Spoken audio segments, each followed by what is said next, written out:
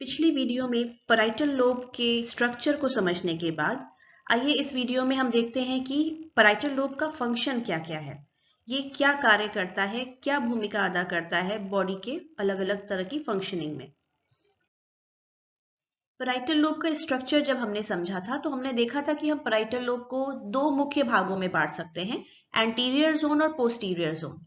Anterior zone मतलब आगे का हिस्सा जो है, पोस्टीरियर यानी पिछला हिस्सा पैराइटल लोब का।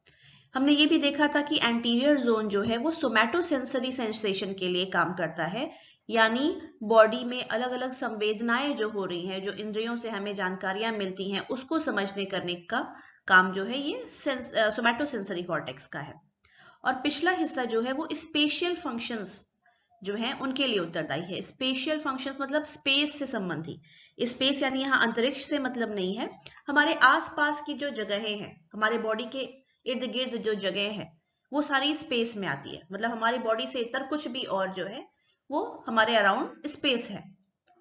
स्पेस में हमारे बॉडी की तुलना में, हमारे बॉडी के समकक्ष कोई चीज कहाँ रखी है, किस दिशा में है, कितनी ऊंचाई या निचाई पर है, या कोई दो चीज स्पेस में एक दूसरे के समकक्ष आगे रखी है, पीछे रखी है, दूर है, पास है, कोई व्यक्ति हमारे पास खड़ा है, दाईं ओर खड़ा है, कोई चीज ऊंचाई की तरफ है, कोई चीज निचली तरफ है। ये सारी जो हमारी अंडरस्टैंडिंग है, ये सारी जो हमारी समझ है, ये पोस्टीरियर पैराइटल लोब की वजह से होता है। उसका रोल इसमें है, उसकी भूमिका इसमें होती है। अब ये दोनों फंक्शंस को हम लोग सेपरेटली देख लेंगे। शुरू करेंगे सोमैटोसेंसरी कॉर्टेक्स से। सोमैटोसेंसरी कॉर्टेक्स जैसे कल भी बताया था पहले वाले लेक्चर में स्ट्रक्चर की जब हम बात कर रहे थे कि सोमैटो वर्ड आया है सोमा से। सोमा मतलब होता है बॉडी और सेंसरी मतलब संवेदन। तो बॉडी में आपकी जो संवेदनाएं हो रही हैं वो जो एरिया डिटेक्ट करता है वो हमारा सोमैटोसेंसरी कॉर्टेक्स है। 1930 के दशक में एक न्यूरोसर्जन थे वाइल्डर पेनफील्ड। इन्होंने पहली बार क्या किया कि इनके पास कुछ मिर्गी के मरीज आए थे। उन मरीजों में इन्होंने विद्युत की मदद से, बिजली की मदद से उनके इसी सोमैटोसेंसरी कॉर्टेक्स वाले एरिया में वहां पे स्टिमुलेट किया। तो अलग अलग हिस्सों में स्टिमुलेट करने पे इन व्यक्तियों को बॉडी के अलग अलग हिस्से में कुछ सेंसेशन या संवेदना पता चल रही थी। इसके आधार पे इन्होंने एक बॉडी का मैप बनाया कि हमारे ब्रेन में, हमारे प्राइमरी सोमैटोसेंसरी कॉर्टेक्स में, जिसको S1 से भी हम डिनोट करते हैं, वहां पर हमारे बॉडी के किस हिस्से के लिए कितना हिस्सा वहां पे कॉर्टेक्स में बना हुआ है। आपको याद होगा फ्रंटल लोब में भी हमने एक मोटर होमनकुलस की बात की थी। एक अजीब बेढंगा सा, थोड़ा सा अजीब शेप साइज वाला एक आदमी जैसा स्ट्रक्चर, जो कि ये दिखाता है कि बॉडी का कितना पार्ट जो है हमारे मोटर कॉर्टेक्स में चिन्हित है, मोटर कॉर्टेक्स में असाइन किया हुआ है। उसके हाथ बहुत बड़े बड़े से थे, होठ और जीभ बड़े थे अगर आपको याद हो। यानी इन चीजों की मूवमेंट, जो बारीक मूवमेंट करनी होती है, उसके लिए हमारे ब्रेन का एक ज्यादा हिस्सा उत्तरदायी होता है। उसी के समकक्ष यहाँ हमारे सोमैटोसेंसरी कॉर्टेक्स में भी एक होमनकुलस के बारे में कल्पना की गई है। एक सेंसरी होमनकुलस, एक आदमी जैसा स्ट्रक्चर जो अपने बॉडी के आकार से ये दर्शाता है कि बॉडी के किस हिस्से के लिए या उस हिस्से में हो रही संवेदनाओं के लिए हमारे ब्रेन में ज्यादा हिस्सा अलॉटेड है या असाइंड है। इससे पता क्या चलता है कि आपके बॉडी का वो पार्ट ज्यादा संवेदनशील होगा। जैसे आप अपने अनुभव से भी समझ सकते हैं, आपके जीभ का हिस्सा, होठों का हिस्सा, ये सब हिस्से बॉडी के ज्यादा संवेदनशील होते हैं बजाय दूसरे बॉडी के हिस्सों के।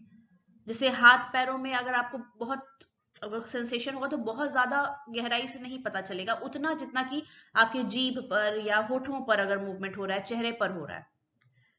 तो उसी तरह से जो हमारा सेंसरी होमनकुलस है, और होमनकुलस शब्द का मतलब होता है लिटिल ह्यूमन, छोटा मानव।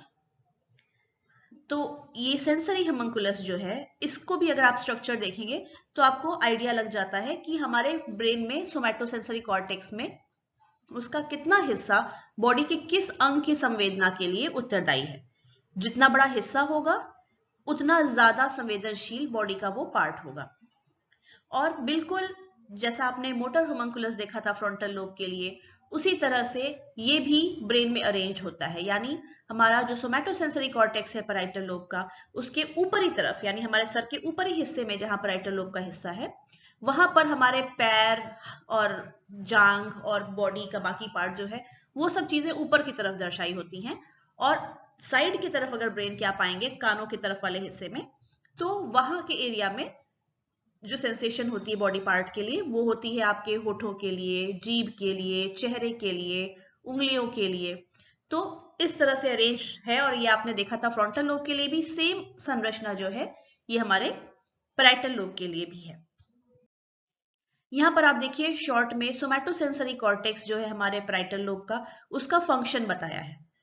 पहला फंक्शन तो हमने जो देखा कि सोमैटोसेंसरी कॉर्टेक्स का काम क्या रहता है कि वो बॉडी की संवेदनाएं जो होती हैं, जो इंद्रियों से जानकारियां आती हैं, उसको समझता है।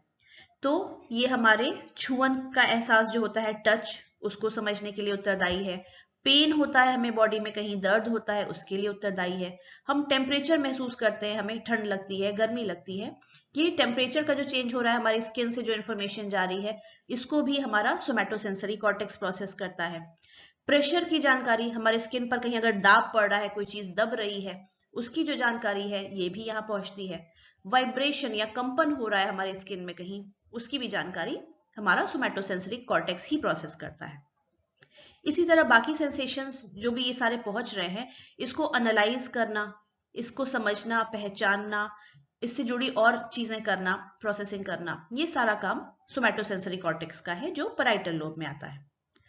प्रोप्रायोसेप्शन जो पहले भी आपको बताया जा चुका है। प्रोप्रायोसेप्शन का क्या मतलब है कि बॉडी के अंदरूनी हिस्से में भी कुछ संवेदनाएं होती है, बॉडी के अलग अलग पार्ट्स में से। बॉडी के अंदर में हमें कहीं दर्द हो सकता है, कुछ मूवमेंट होती है बॉडी के अंदर, तो वो हमें पता चलती है। तो अंदरूनी हिस्से से, हमारे इंटरनल ऑर्गन से जो सेंसेशन या संवेदनाएं हमें पता चलती हैं, वो भी हमारा सोमैटोसेंसरी कॉर्टेक्स ही प्रोसेस करता है।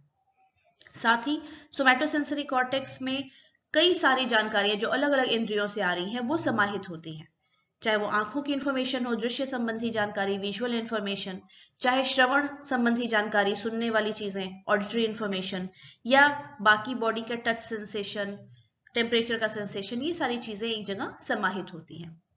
और स्पेशल और बॉडी अवेयरनेस में भी इसकी कुछ भूमिका है।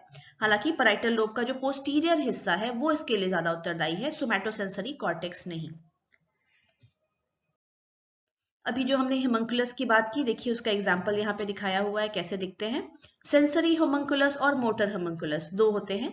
मोटर होमंकुलस हमने पहले देखा हुआ था फ्रंटल लोब के समय में, जब हम वो डिस्कस कर रहे थे। अभी यहाँ पे जो पैराइटल लोब के संदर्भ में है वो होता है सेंसरी होमंकुलस। तो आप देख रहे हैं कि दोनों लगभग समान है, बहुत बारीक कुछ अंतर है। जैसे मोटर होमंकुलस में देखें तो मुंह का हिस्सा, जीभ का हिस्सा कुछ ज्यादा बड़ा है सेंसरी होमंकुलस की तुलना में। साथ ही हाथों का भी हिस्सा ज्यादा बड़ा है सेंसरी होमंकुलस में भी, पर मोटर होमंकुलस में कुछ ज्यादा ही बड़ा है। पर अगर अनुपात देखें बाकी बॉडी के हिस्सों से तो लगभग समान ही है। सेंसरी होमंकुलस में भी बाकी बॉडी की तुलना में हाथों का बड़ा होना, जीभ का बड़ा होना, होठों का बड़ा होना, इससे पता चलता है कि ये हिस्से हमारे बॉडी के ज्यादा संवेदनशील हिस्से हैं। यहां पर अगर कुछ संवेदना होगी तो हमें ज्यादा गहराई से महसूस होती है। जब हम पैराइटल लोब का स्ट्रक्चर देख रहे थे, उस वीडियो में हम समझ लिए थे कि पैराइटल लोब की संरचना कैसी है, कौन से हिस्से हैं, क्या नाम है उनके, और ये कहाँ कहाँ कनेक्शंस भेजते हैं, यानी कहाँ कहाँ जानकारियां भेजते हैं, और कहाँ से इनपुट आता है इनके यहाँ, यानी ब्रेन के किस हिस्से से यहाँ पर इंफॉर्मेशन पहुंचाई जाती है। लेकिन अभी हमें क्योंकि फंक्शंस देखने हैं, तो इसको समझने के लिए थोड़ा सा ब्रीफली जो मेजर स्ट्रक्चर्स है या जो मेजर कनेक्शंस है वो समझ लेते हैं फिर से। तो सोमैटोसेंसरी कॉर्टेक्स में एक प्राइमरी एरिया आता है जिसे प्राइमरी सोमैटोसेंसरी कॉर्टेक्स कहते हैं, और दूसरा होता है सेकेंडरी एरिया जिसको सेकेंडरी सोमैटोसेंसरी कॉर्टेक्स कहते हैं। प्राइमरी सोमैटोसेंसरी कॉर्टेक्स को S1 से डिनोट किया जाता है और सेकेंडरी को S2 से। प्राइमरी एरिया जो है इसमें आता है खासकर ब्रॉडमैन्स एरिया 3, 1 और 2, और ये कनेक्शंस भेजता है सेकेंडरी एरिया को, जिसको हम S2 से डिनोट कर रहे हैं, जो होते हैं ब्रॉडमैन्स एरिया 5 और 7। एरिया S1 और भी जगहों पर जानकारियां भेजता है और कनेक्टेड होता है दूसरे ब्रेन के एरिया से भी, जैसे मोटर कॉर्टेक्स M1 जो ब्रॉडमैन एरिया 4 होता है प्राइमरी मोटर कॉर्टेक्स का, वहां भी इंफॉर्मेशन भेजता है हमारा प्राइमरी सोमैटोसेंसरी कॉर्टेक्स या एरिया S1। अभी थोड़ी देर पहले हमने जाना कि हमारा सोमैटोसेंसरी कॉर्टेक्स जो होता है वो शारीरिक संवेदनाओं से संबंधी प्रोसेसिंग करता है। लेकिन क्या सारे शरीर की जो संवेदनाएं हैं, हमारे पांचों इंद्रियों से जो जानकारियां होती हैं, क्या सीधे सोमैटोसेंसरी कॉर्टेक्स में पहुंचती हैं? नहीं। इन सब के लिए हमारे कॉर्टेक्स में अलग अलग एरिया असाइन है। जैसे विजन की बात करें, दृष्टि संबंधी जानकारी, तो कॉर्टेक्स के हिस्से में सबसे पहले ये जानकारी पहुंचती है ऑक्सीपिटल लोब की तरफ, एरिया 17 या V1 जिसको कहते हैं, जो हम आगे देखेंगे जब ऑक्सीपिटल लोब की बात करेंगे।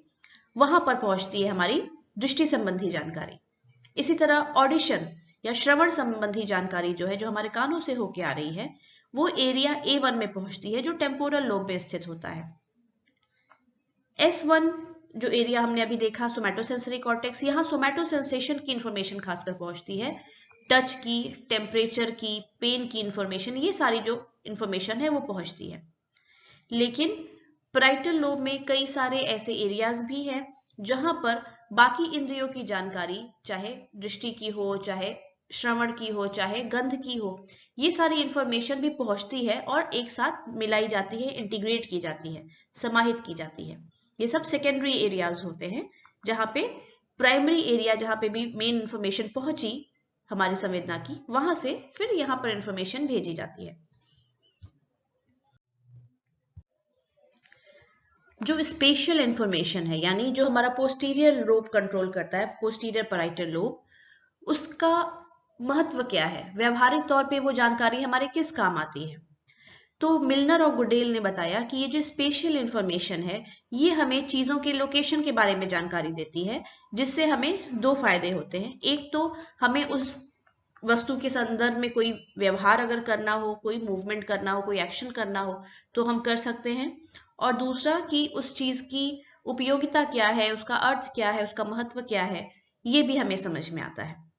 इसलिए स्पेशल इंफॉर्मेशन जो है, ये भी विजुअल इंफॉर्मेशन की और जो आयाम है, जैसे कोई भी वस्तु आपने देखी तो उसका रंग कैसा है, उसका मोशन कैसा है, मूवमेंट कैसा है, डिजाइन कैसा है, स्ट्रक्चर कैसा है, इस सब के साथ साथ उसका स्पेशल इंफॉर्मेशन, यानी वो स्पेस में कहाँ स्थित है, ये भी एक इंपॉर्टेंट चीज हो जाती है, एक इंपॉर्टेंट प्रॉपर्टी हो जाती है। आप याद कीजिएगा, हमने जो स्ट्रक्चर देखा था पैराइटल लोब का, उस वाले वीडियो में भी डिस्कस किया था कि ये स्पेशल इंफॉर्मेशन जो है, ये दो काम आ सकती है। एक तो हमें चीजें पहचानने में हेल्प करती है, साथ ही उसकी तरफ हमें कोई मूवमेंट करना हो उसके संदर्भ में, तो वो भी करने में हेल्प करती है। इसमें पहले अगर हम ऑब्जेक्ट रिकॉग्निशन की बात करें कि चीजों को पहचानने के लिए कैसे स्पेशल इंफॉर्मेशन की जरूरत पड़ती है, तो यहाँ पर पहले ये समझ लेना जरूरी होगा कि चीजों को पहचानने के लिए जिस प्रकार की स्पेशल इंफॉर्मेशन चाहिए, वो उस तरह की स्पेशल इंफॉर्मेशन से अलग होती है जो हमें उस चीज के संदर्भ में कोई मूवमेंट करने के लिए चाहिए।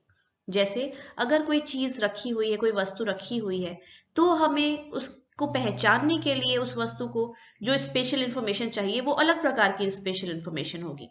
और अगर हमें उस वस्तु को छूना है, उठाना है, उसे उठाकर दूसरी जगह रखना है, यानी उससे संदर्भ में कुछ हमें मूवमेंट अगर करना है बॉडी का, तो वो स्पेशल इंफॉर्मेशन जो चाहिए वो थोड़ी अलग होती है। ऐसा क्यों है? क्योंकि जब हमें कोई चीज पहचाननी होती है, कोई चीज रखी हुई है, तमाम चीजें और भी रखी हैं, उसे पहचानना है, तो हमें उस चीज को दूसरे चीजों की तुलना में उसका पोजीशन क्या है, लोकेशन क्या है, दूसरी चीजों के आगे रखी है, पीछे रखी है, ऊपर रखी है, दाएं बाएं कहाँ रखी है, ये समझने की जरूरत होती है। जबकि जब हमें कोई मूवमेंट करना होता है उस वस्तु के संदर्भ में, तो हमारे शरीर की तुलना में वो चीज किस दिशा में है, कितने ऊंचाई या नीचाई पे रखी है, क्या आकार की है, ये देखना होता है। जैसे अगर हमें किसी चीज को छूना है या उठाना है, तो जो स्पेशल इंफॉर्मेशन चाहिए वो बहुत ज्यादा गहराई से नहीं चाहिए, हमें हमें बस उसका लोकेशन जानना है कि किस एंगल में, किस दिशा में वस्तु रखी हुई है और लगभग उसका आकार क्या है, ताकि जब हम हाथ बढ़ाएं तो हाथ का आकार, उंगलियों का आकार इस तरह कर रहे हैं कि वो हम चीज उठा पाए। लेकिन अगर आपको वही स्पेशल इंफॉर्मेशन चाहिए किसी वस्तु को पहचानने के लिए, ऑब्जेक्ट रिकॉग्निशन के लिए, तो आसपास जो चीजें रखी हैं उससे भिन्न कर पाने के लिए हमें न उसके शेप को सिर्फ समझना पड़ेगा, उसके कलर को समझना पड़ेगा और बाकी अन्य चीजों को भी बारीकी से समझना पड़ेगा। इसलिए ये दोनों स्पेशल इंफॉर्मेशन जो है, एक जो ऑब्जेक्ट रिकॉग्निशन के लिए चाहिए और एक जो चाहिए उस ऑब्जेक्ट के लिए हमें जो मूवमेंट करना है उसके लिए, ये दोनों अलग तरह की होती हैं। ये सारी इंफॉर्मेशन जो है ये टेम्पोरल लोब में प्रोसेस होती है। टेम्पोरल लोब का खासकर जो पॉलीमोडल रीजन है, यानी वो हिस्सा जहां पे कई और इंद्रियों की जानकारी समाहित होती है, मिलाई जाती है, जो कि है सुपीरियर टेम्पोरल सल्कस, वहां पर ये चीजें प्रोसेस होती हैं, स्पेशल इंफॉर्मेशन ऑब्जेक्ट के पहचानने के लिए, ऑब्जेक्ट के रिकॉग्निशन के लिए। और एक दूसरा हिस्सा है जिसे कहते हैं हिप्पोकैम्पल फॉर्मेशन, वहां भी इस चीज की प्रोसेसिंग होती है।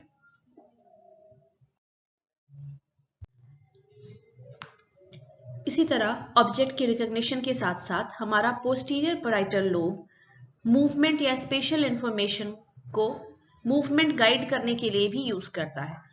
किसी चीज के बारे में, उसकी लोकेशन के बारे में हमें जानकारी क्यों जरूरी है? क्योंकि अगर हमें मूवमेंट करना है उस चीज की तरफ तो हमें उसकी लोकेशन का पता होना चाहिए।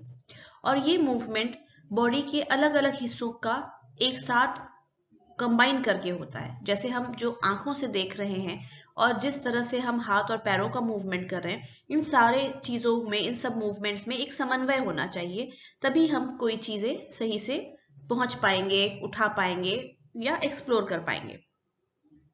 पोस्टीरियर पैराइटल कॉर्टेक्स में जो विजुअल एरिया है, जहां से दृश्य संबंधी जानकारियां आती हैं, वो जानकारियां वहां से, यानी ये स्पेशल इंफॉर्मेशन जो है चीजों के बारे में, ये स्पेशल इंफॉर्मेशन फिर हमारे मोटर कॉर्टेक्स में भी जाती है, यानी फ्रंटल लोब की तरफ जाती है। ये जरूरी है कि ये दो इंफॉर्मेशंस इंटीग्रेट हो या इनका समन्वय हो, क्योंकि जो सेंसरी इंफॉर्मेशन या विजुअल इंफॉर्मेशन, जो चीजें हम देख रहे हैं, वो अगर हमारे मोटर कॉर्टेक्स की तरफ ये जानकारी नहीं भेजी जाएगी तो हम अपने हाथ पैरों का मूवमेंट उस तरह से नहीं कर पाएंगे जैसा कि जरूरी है उस चीज को उठाने के लिए, पकड़ने के लिए। तो ये जानकारियां मोटर लोब, फ्रंटल लोब के फ्रंटल आई फील्ड्स वाला एरिया जो है, एरिया 8, वहां जाती है। उस एरिया में भी जाती है जो हमारा लिम्ब मूवमेंट यानी हाथ पैरों का मूवमेंट कंट्रोल करता है, जो कि आप जानते हैं प्री मोटर कॉर्टेक्स होता है, सप्लीमेंट्री मोटर कॉर्टेक्स होता है। इसी तरह से प्री फ्रंटल एरिया जो है, एरिया 46, वहां भी इंफॉर्मेशन जाती है, क्योंकि ये एरिया शॉर्ट टर्म मेमोरी के लिए जिम्मेदार है। यानी जिस चीज की लोकेशन हमने अभी अभी देखी, वो चीजें शॉर्ट टर्म के लिए हमारे दिमाग में, हमारे मेमोरी में रह पाए, ताकि हम उससे संबंधित एक्शन कर सके। इसलिए प्री फ्रंटल एरिया भी इसमें शामिल होता है। ये तस्वीर आप जो यहाँ देख रहे हैं, कितनी सही तस्वीर ये दिखाई गई है। यहाँ दिखा रहा है कि जो हमारा पैराइटल कॉर्टेक्स है, जो कि ओवरऑल अगर आप कहें तो जैसे फ्रंटल कॉर्टेक्स हमारा मोटर मूवमेंट के लिए जिम्मेदार होता है या थिंकिंग वगैरह के लिए जिम्मेदार होता है, वैसे ही पैराइटल कॉर्टेक्स जो है हमारा सेंसेशन के लिए या छू कर चीजों को पहचानने के लिए, इन चीजों के लिए जिम्मेदार होता है। तो जैसे हमारे हाथों में आंखें हों कि हम छू कर चीजों को पहचाने, इस तरह की चीजों के लिए, इस तरह के मूवमेंट्स के लिए हमारा पोस्टीरियर पैराइटल कॉर्टेक्स जो है वो जिम्मेदार होता है। जॉन स्टीन ने बताया कि पोस्टीरियर पैराइटल कॉर्टेक्स में जो न्यूरॉन्स होते हैं उनमें दो खास चीजें पाई जाती हैं। पहला कि उन्हें कई सारी इंफॉर्मेशन मिलती है ब्रेन के दूसरे न्यूरॉन्स से, जो कि sensory information, motivational information, motor information लेकर आते हैं। और दूसरा कि ये न्यूरॉन्स तब ज्यादा हलचल में आ जाते हैं, गतिविधि करने लगते हैं, जब कोई जीव कोई टारगेट या कोई वस्तु को मूव कर रहा हो या उसकी तरफ बढ़ रहा हो, उसकी तरफ फोकस कर रहा हो। तो इसलिए ये न्यूरॉन्स जो हैं, ये सारी सेंसरी इंफॉर्मेशन जो भी मिल रही है उसकी मदद से फिर मोटर मूवमेंट बॉडी का करा पाते हैं। जैसे आप कोई वस्तु देखिए और उसकी तरफ बढ़ने लगे, तो जाहिर सी बात है जब आप उसकी तरफ बढ़ रहे हैं तो वस्तु से आपकी दूरी कम हो रही है, एंगल भी बदल सकता है, दिशा बदल सकती है चीजों की। तो ये सब इंफॉर्मेशन लगातार यहाँ से जो पोस्टीरियर पैराइटल कॉर्टेक्स है वहां से मोटर कॉर्टेक्स की तरफ जाती है, ताकि आप मूवमेंट उस तरह से करें। जैसे मान लीजिए दूर से कोई व्यक्ति आ रहा है, आपको उसके पास पहुंचना है, तो आप पहले तेज चलते हैं, पर उस व्यक्ति के पास आते हैं तो उसको पार करके निकल तो नहीं जाते, वहां रुक जाते हैं। तो लगातार आप जब किसी चीज की तरफ बढ़ रहे हैं, किसी दिशा में बढ़ रहे हैं, तो कितना मूवमेंट हो गया, कितना डिस्टेंस रह गया, कहाँ मूवमेंट रोकना है, ये सारी इंफॉर्मेशन लगातार रियल टाइम में ब्रेन में प्रोसेस होती रहती है हमारे पोस्टीरियर पैराइटल न्यूरॉन्स की मदद से, पोस्टीरियर पैराइटल कॉर्टेक्स में। और ये इंफॉर्मेशन साथ ही मोटर कॉर्टेक्स को भी भेजी जाती है, ताकि बॉडी में जितना मूवमेंट हो रहा है वो कितनी गति से होना है, कितनी ताकत से होना है, ये चीजें कंट्रोल की जा सके साथ ही साथ।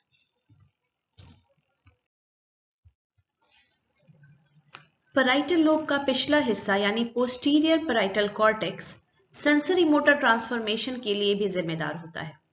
जब हम किसी वस्तु की तरफ मूवमेंट करते हैं, बढ़ते हैं, तो एक साथ हमारे बॉडी के अलग अलग पार्ट से इंफॉर्मेशन जो है वो एक साथ समन्वय की जाती हैं, जैसे आंखों का मूवमेंट, शरीर का मूवमेंट, हाथ पैरों का मूवमेंट। और ये मूवमेंट लगातार एनालाइज किया जाता है कि कितना हुआ और कितना और अभी करना है ताकि हम वस्तु तक पहुंच पाए।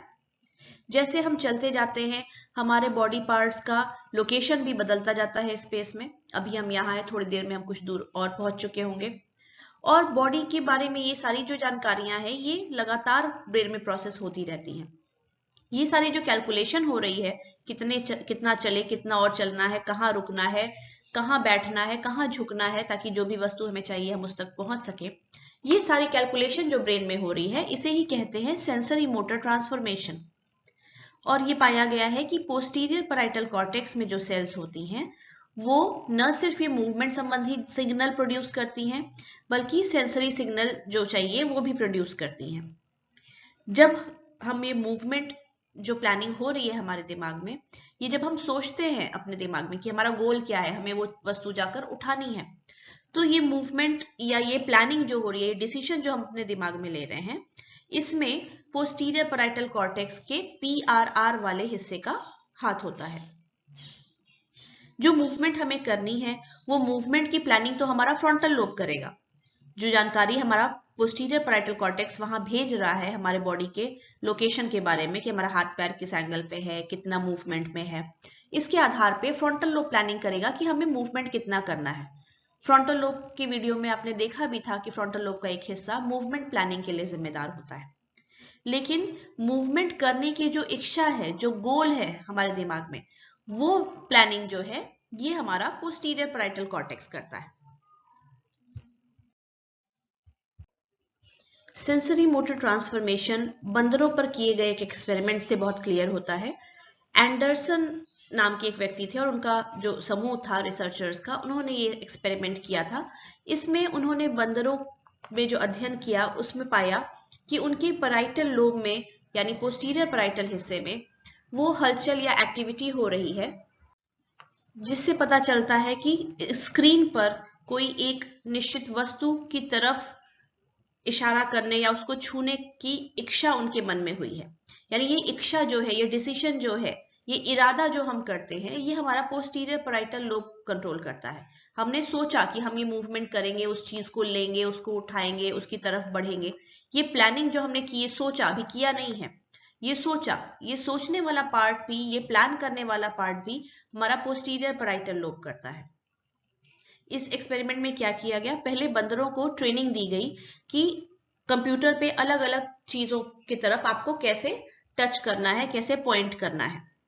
जब बंदर इस चीज में ट्रेन हो गए तो कई बार कुछ चीजें फ्लैश की जाती थी स्क्रीन पे, कोई डिजाइन या कोई चीज, और उस लोकेशन के बारे में या उसकी तरफ बंदर को मूवमेंट करना होता था। फिर बंदरों को ट्रेन किया गया कि कोई मूवमेंट जब करना हो तो आपको बस सोचना है दिमाग में कि हाँ वो मूवमेंट करना है, और सच में करना नहीं है, उसकी तरफ अपना उंगली नहीं बढ़ाना है, हाथ नहीं बढ़ाना है, बस दिमाग में सोचना है कि हाँ हम इसको टच करें या छुएं। अब बंदरों को ये सिखाना तो बहुत कठिन है कि हाँ अपने दिमाग में सोचिए कि आप उस टारगेट को या उस चीज को छूने जा रहे हैं। तो जब भी बंदर इस तरह से कर पाते थे तो उनको मुंह में एक जूस का बूंद डाल दिया जाता था, ताकि उनको पता चले कि उन्होंने सही किया, यही चीज करनी है। ट्रेन करने का जानवरों को यही तरीका, उनको कुछ खाने पीने का सामान दीजिए, क्योंकि आप उनको कैसे बोलेंगे कि हाँ आपको अब छूना नहीं है चीजों को, आपको दिमाग में सोचना है कि आप छू रहे हैं या मूवमेंट कर रहे हैं। तो ये चीजें बंदरों को सिखाई गई और फिर एक्सपेरिमेंट्स जो किए गए उसमें सामने आया कि बंदर जब बिना हाथ का मूवमेंट किए बस दिमाग में सोच रहे थे कि वो हाथ का मूवमेंट कर रहे हैं, तो उस समय हमारा पोस्टीरियर पैराइटल कॉर्टेक्स एक्टिवेट हो रहा था। उस समय हमारा पोस्टीरियर पैराइटल कॉर्टेक्स एक्टिव था और काम कर रहा था। अब क्योंकि हमने ये आइडेंटिफाई कर लिया है अध्ययनों के माध्यम से कि जब हम कोई चीज करने की मंशा या इच्छा दिमाग में लाते हैं कि मुझे ये चीज करनी है, ये मूवमेंट करना है, तो वो हमारे पैराइटल लोब के पिछले हिस्से में जो PRR नामक एरिया है या पैराइटल रीच रीजन, PRR जो एरिया है, उसकी वजह से होता है।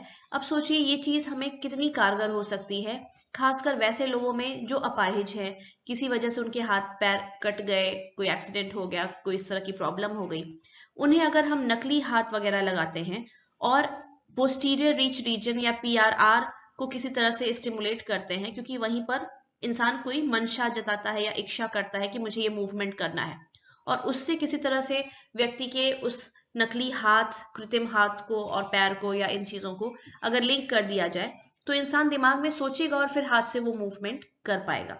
और इसमें कुछ सफलता पाई भी गई है, कुछ इस तरह की डिवाइसेस बनाई गई हैं जो बंदरों में और इंसानों में भी जिनको हाथ में लकवा वगैरह हो गया हो, उनको रोबोटिक आर्म लगा दिया जाता है, उसकी मदद से वो मूवमेंट कर पाते हैं। वो ब्रेन में सोचते हैं कि मुझे मूवमेंट करना है और उससे कंट्रोल होके वो हाथ मूवमेंट कर लेता है। तो इस तरह के डेवलपमेंट्स साइंस की फील्ड में हो सकते हैं जो इंसानों के दैनिक जीवन को सरल बना सकते हैं, मदद कर सकते हैं ऐसे लोगों की। इस तरह के अध्ययनों से हमें ये चीजें पता चलती हैं। तो जो हम इच्छा करते हैं या मंशा जताते हैं कोई चीज करने की, दिमाग में प्लानिंग करते हैं मूवमेंट संबंधी, किसी भी तरह की प्लानिंग नहीं, मूवमेंट संबंधी कि मुझे ये मूवमेंट करना है, मुझे उठ के वहां तक जाना है, मुझे जाकर ये सामान उठाना है, ये जो भी प्लानिंग हमारे दिमाग में इस तरह की आ रही है मूवमेंट के संदर्भ में, ये हमारे पोस्टीरियर पैराइटल कॉर्टेक्स के PRR यानी पैराइटल रीच रीजन नामक एरिया में होता है। स्पेशल नेविगेशन की जब हम बात कर रहे हैं, यानी हम जब स्पेस में अपने आसपास के सराउंडिंग में जब हम मूवमेंट करते हैं, तो उसके संदर्भ में अगर हम देखें तो मान लीजिए जब भी आप किसी रास्ते पर जाते हैं, कोई मंजिल आपकी है, आपको कहीं पहुंचना है, जैसे आप चलकर कहीं जाते हैं या गाड़ी से भी कहीं जा रहे हैं, तो आपको पता होता है कि आपको किस टर्न पे कहाँ मुड़ना है, किस दूसरे चौराहे से मुड़ना है, 5वें मोड़ में घूमना है, बाएं मुड़ना है, दाएं मुड़ना है, ये आपको पता होता है। आप साथ में मैप लेके नहीं चल रहे होते हैं कागज पे, लेकिन आपको अपने दिमाग में आइडिया होता है। यानी दिमाग में भी हमारे पास एक मैप होता होगा जो हमें पूरा रास्ता बताता होगा कि हमें कहाँ मुड़ना है, कहाँ टर्न्स लेने हैं। इस दिमाग में जो नॉलेज होती है हमारी मैप्स जैसी कि हमें कहाँ मुड़ना है, कहाँ क्या काम करना है हर मोड़ पर, ये चीजें जो होती हैं इसे कहते हैं रूट नॉलेज, ROUTE, रूट यानी रास्ता, तो रास्तों की नॉलेज हमें होती है। ये रूट नॉलेज जो है इसके लिए ब्रेन का कौन सा हिस्सा उत्तरदायी है? तो अभी हमने देखा PRR, उसके नीचे एक स्थित होता है हिस्सा जिसे हम कहते हैं मीडियल पैराइटल रीजन या MPR, और उसके बगल में एक हिस्सा होता है, इसे कहते हैं पोस्टीरियर सिंगुलेट कॉर्टेक्स। तो इस तरह की मैप वाली नॉलेज जो हमारे दिमाग में होती है कि हमें कहाँ मुड़ना है हर मोड़ पर या हर डायरेक्शन में जहां जाना है वहां क्या चीजें करनी है, इसकी इंफॉर्मेशन हमारा मीडियल पैराइटल रीजन और पोस्टीरियर सिंगुलेट कॉर्टेक्स जो है वो कंट्रोल करते हैं। डायग्राम में आप देख भी सकते हैं जो पैराइटल कॉर्टेक्स का एरिया दिखाया जा रहा है अंदरूनी तौर पे, यानी दोनों लोब्स के बीच का हिस्सा है। वहां पे आप देखिए PRR के थोड़ा नीचे स्थित है MPR, जिसके बगल में पोस्टीरियर सिंगुलेट कॉर्टेक्स है। तो MPR और पोस्टीरियर सिंगुलेट कॉर्टेक्स का ये काम होता है कि मेंटल मैप हमारा जो होता है या रूट नॉलेज जो होती है ये यहाँ पर कंट्रोल होती है, यहाँ पे ही प्रोसेस होती है। कुछ एक्सपेरिमेंट्स किए गए बंदरों के ऊपर ये देखने के लिए कि क्या यही हिस्से हैं जो कि हमारा रूट नॉलेज कंट्रोल करते हैं, और बंदरों को कहीं सच में मूवमेंट नहीं कराया जा रहा था, जो वर्चुअल मूवमेंट होता है ना, वर्चुअल रियलिटी हेडसेट पहना के करवाते हैं जहां सच में लगता है कि आप कहीं चल रहे हैं रास्तों पर या कहीं से होकर जा रहे हैं किसी डायरेक्शन में। तो ये चीजें बंदरों पर करवाई गई और देखा गया कि जब वो इस तरह का मूवमेंट कर रहे थे तो उस समय उनके MPR में जो सेल्स थे वो बहुत ज्यादा एक्टिव थे। लेकिन जब दवाओं की मदद से MPR वाले सेल्स को शून्य कर दिया गया या उनको थोड़ा सा उस समय के लिए कट ऑफ कर दिया गया, उनका बिहेवियर खत्म कर दिया गया, तो बंदर जो थे वो खो गए, रास्ता भटक गए और वैसे इंसानों की तरह बिहेव करने लगे। जिन इंसानों में अगर पैराइटल लोब के इन एरियाज में डैमेज हो जाए तो कैसे वो रास्ता भटक जाएंगे, सही दिशा में नहीं जा पाएंगे, सही जगहों पर नहीं मुड़ पाएंगे, उसी तरह बंदर भी बिहेव करने लगे क्योंकि वो खो गए थे, वो रास्ता भटक गए थे। तो इससे पता चलता है कि एमपीआर और साथ में ही पोस्टीरियर सिंगुलेट कॉर्टेक्स, ये वो दो हिस्से हैं पोस्टीरियर पैराइटल लोब के, जो कि स्पेशल नेविगेशन में रूट नॉलेज को कंट्रोल करते हैं, यानी हम कहां पर जाएंगे, किस दिशा में मुड़ेंगे तो एक गंतव्य पे पहुंच जाएंगे, इस जानकारी को कंट्रोल करते हैं। अभी हमने देखा कि पोस्टीरियर पैराइटल लोब का एक फंक्शन ये है कि ये स्पेशल इंफॉर्मेशन को एनालाइज करता है, जिसकी मदद से हम चीजों को पहचान पाते हैं या उससे संबंधित कोई मूवमेंट कर पाते हैं। अब दूसरा हिस्सा जो आता है स्पेशल इंफॉर्मेशन का, वो है उसकी जटिलता या कॉम्प्लेक्सिटी। आंखों का मूवमेंट या हाथ पैरों का मूवमेंट आसान है, ये बहुत कठिन नहीं है। लेकिन अगर हम लेफ्ट और राइट की बात करें, दायां और बायां, जो हमारे शरीर की तुलना में होता है कि हमारे बाएं तरफ क्या चीज रहेगी, दाएं तरफ क्या चीज रहेगी, अगर हमारे बॉडी का मूवमेंट दूसरी दिशा में हो, हम किसी दूसरी दिशा में खड़े हो, तो लेफ्ट और राइट की दिशा बदल जाएगी, क्योंकि हमारे शरीर के समकक्ष होता है। कई बार लेफ्ट और राइट हमें मूवमेंट करने की जरूरत नहीं होती है, लेकिन दिमाग में समझना होता है कि हमारे बाईं तरफ क्या है और दाईं तरफ क्या है, यानी लेफ्ट कहाँ है हमारा और राइट किधर है। ये भी एक प्रकार की स्पेशल इंफॉर्मेशन है। कई बार आपको मूवमेंट सच में करनी नहीं होती है, बल्कि दिमागी तौर पर करनी होती है। जैसे कई चीजें हमें दिमाग में घुमाकर पलटकर देखनी होती हैं, कुछ चीजें इमेजिन करनी होती हैं। इस तरह का मेंटल मैनिपुलेशन या इमेजरी जो है, वैसे पेशेंट्स नहीं कर पाते जिनके पोस्टीरियर पैराइटल लोब में डैमेज हो गया है, क्योंकि यही हिस्सा जिम्मेदार है जो हमें चीजों को दिमाग में सोचने में, घुमाने में मदद करता है। अगर आप अपने दिमाग में इमेजिन करें कि आप एक डाइस लेकर, लूडो की जो गोटी होती है इसमें डाइस जो होता है जिसमें 6 तक संख्याएं होती हैं, आप उसको दिमाग में घुमा रहे हैं, आप इमेजिन कर पाएंगे कि आप उसको हाथ में लिए हुए हैं और उसको घुमा रहे हैं, एक तरफ ये वाला डॉट बना हुआ है, दूसरी तरफ 5 बना है, एक तरफ 2 बना हुआ है। आप दिमाग में घुमाकर ये चीजें देख सकते हैं। मतलब आप सच में मूवमेंट नहीं कर रहे, पर दिमाग में चीजों का मूवमेंट करके आप चीजें देख समझ सकते हैं। ये चीजें वैसे लोग नहीं कर पाएंगे जिनके पोस्टीरियर पैराइटल लोब में डैमेज हो, जिससे पता चलता है कि पोस्टीरियर पैराइटल लोब हमारे मेंटल मैनिपुलेशन के लिए उत्तरदायी होता है। पैराइटल लोब के कुछ और फंक्शंस हैं जो हमें समझने होंगे, जैसे अर्थमेटिक या मैथमेटिकल चीजें करने में, लैंग्वेज संबंधी समस्याएं। अब लैंग्वेज संबंधी समस्याएं भी आती हैं जब पैराइटल लोब में डैमेज हो जाए, खासकर पोस्टीरियर पैराइटल लोब में, या मैथमेटिक्स करने में, क्वेश्चन सॉल्व करने में, अर्थमेटिक करने में भी दिक्कत आती है। और इस समस्या को कैलकुलिया कहा जाता है, यानी कैलकुलेशन करने की दिक्कत। 1970 के दशक में अलेक्जेंडर लूरिया ने पहली बार ये बताया कि मैथमेटिक्स में और अर्थमेटिक में हमें एक तरह से स्पेशल इंफॉर्मेशन की कुछ हद तक जरूरत पड़ती है, और ये काम हमारे पोस्टीरियर पैराइटल लोब का होता है, इसलिए वहां डैमेज होने से मैथमेटिक्स सॉल्व करने में दिक्कत आ सकती है।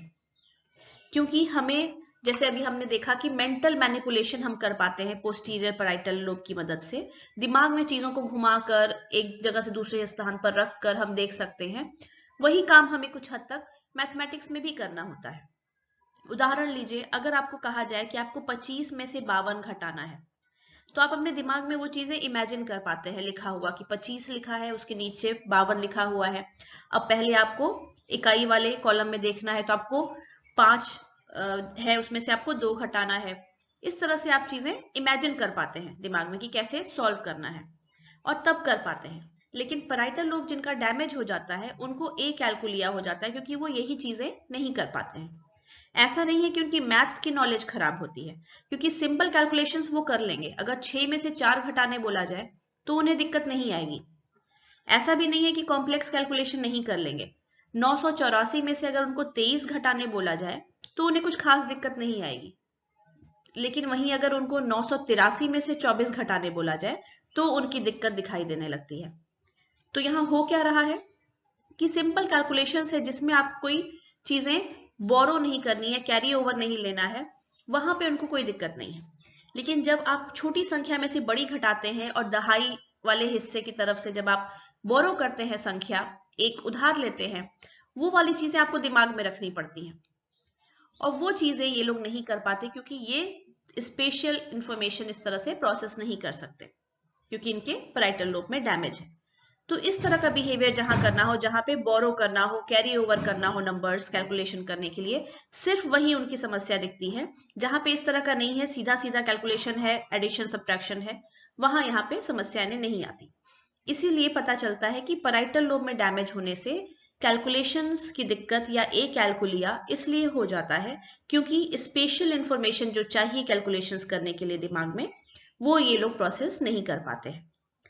ये देखा गया है कि लेफ्ट टेम्पोरोपैराइटल रीजन जो है सिल्वियन फिशर के पास का हिस्सा, उसके अंत की तरफ जहां पे टेम्पोरल लोब और पैराइटल लोब मिलते हैं, ये वो एरिया है जो कैलकुलिया के लिए जिम्मेदार है। अगर इस खास हिस्से में डैमेज हो जाए तो कैलकुलिया दिखता है, यानी कैलकुलेशन करने की समस्या ऐसे लोगों में दिखाई देती है। अर्थमेटिक की तरह लैंग्वेज भी कुछ हद तक स्पेशल नेचर का होता है। लैंग्वेज में भी शब्द या अक्षर किस तरह से लिखे हुए हैं, उनका स्थान क्या है, उनकी लोकेशन क्या है, उससे अर्थ बदलने लगता है। जैसे TAP टैप और PAT पैट, दोनों में अक्षर समान है, लेकिन अक्षर की लोकेशन क्या है, उसकी जगह क्या है, उसके हिसाब से इनका अर्थ बदल जाएगा। इसी तरह अगर शब्दों की बात करें तो माई सन्स वाइफ और माई वाइफ्स सन, दोनों का अर्थ अलग हो जाता है। मेरे बेटे की पत्नी और मेरे पत्नी का बेटा, शब्द वही हैं लेकिन उनका लोकेशन बदलने से अर्थ बदल जाता है। तो यहां पर क्या हो रहा है कि शब्दों का या अक्षरों का लोकेशन क्या है, उसके आधार पे मतलब बदल रहा है। और जिन लोगों को पोस्टीरियर पैराइटल लोब में अगर डैमेज हो जाए तो उनको भी ऐसी चीजों में दिक्कत आने लगती है। वो समझ नहीं पाते हैं जब मतलब इस तरह से बदलते हैं कि क्या मतलब है या क्या कंटेक्स्ट है यहाँ पर। ये देखा गया है कि जैसे अर्थमेटिक के लिए हमने देखा कि टेम्पोरो पैराइटल जंक्शन इंपॉर्टेंट है, जहां पर टेम्पोरल लोब और पैराइटल लोब मिलते हैं, वो वाला हिस्सा। देखा गया है कि लैंग्वेज के लिए भी यही हिस्सा जिम्मेदार है। अगर लैंग्वेज संबंधी समस्या आ रही है, समझ में नहीं आ रहा है कंटेक्स्ट चीजों का, तो उसके लिए भी टेम्पोरो पैराइटल रीजन में ही डैमेज हुआ होगा, जिसकी वजह से ऐसी दिक्कतें आती हैं।